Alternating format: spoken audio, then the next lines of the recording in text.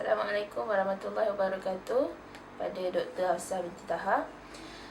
Sesi pengajaran video inovasi ini telah saya laksanakan pada 13 April 2014 yang lalu.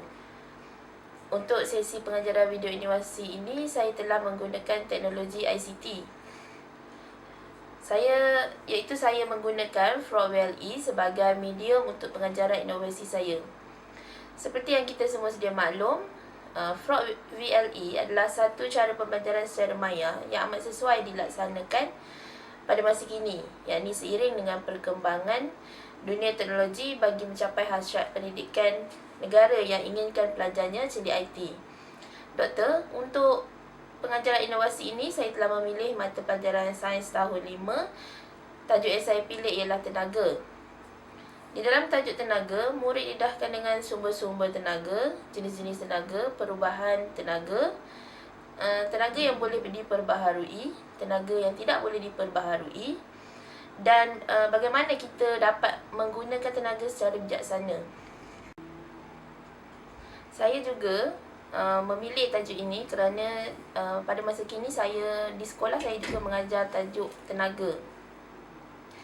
Dalam usaha untuk menghasilkan bahan inovasi pengajaran dan pembelajaran ini, saya telah melakukan yakni membina sendiri site yang terdapat ataupun yang boleh digunakan dalam Frog-VLE. Di dalam site ini saya telah menyediakan beberapa maklumat yang digunakan oleh pelajar bagi mempelajari tajuk tenaga. Antara bahan yang saya masukkan ialah nota-nota mengenai tenaga, latihan-latihan yang sesuai yang berkaitan dengan tajuk, sama ada dalam bentuk PDF ataupun Word, soalan-soalan kuis serta forum yang sesuai saya laksanakan berkaitan dengan tajuk tenaga. Saya juga memasukkan video-video yang saya ambil daripada YouTube, khasnya mengenai tenaga di Malaysia dan juga di seluruh dunia.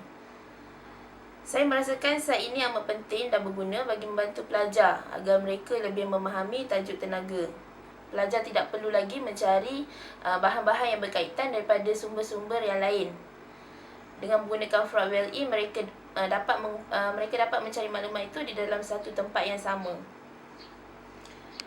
Di samping pembelajaran secara interaktif ini dirasakan begitu menyeronokkan, pada pendapat saya, Frog-VLE ini yang telah disediakan oleh pihak kementerian juga dapat menyediakan guru-guru dengan menjalankan kaedah pembelajaran yang berbeza dengan kaedah dulu. Semasa menjalankan sesi pengajaran ini juga, saya dapat melihat murid begitu seronok dan gembira. Mereka teruja untuk menggunakan Frog-VLE apabila mereka mempunyai laman mereka sendiri dengan menggunakan kata laluan yang diberikan.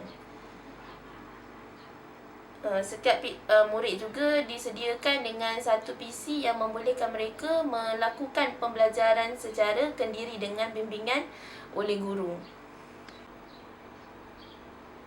Walaupun terdapat banyak kebaikan yang kita perolehi daripada penggunaan Frog-VLE, masih terdapat beberapa kelemahan yang saya perolehi semasa menjalankan proses pengajarannya.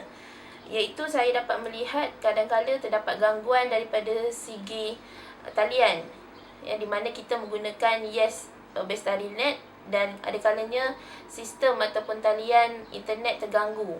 Ini telah mengganggu proses PNP. Pada pendapat saya, kalau tidak dipecahkan ruyung, manakala kita mendapat sagunya. Oleh itu, sebagai guru, kita perlu mempelbagaikan kaedah-kaedah pembelajaran kita supaya murid dapat belajar dengan cara yang lebih berkesan.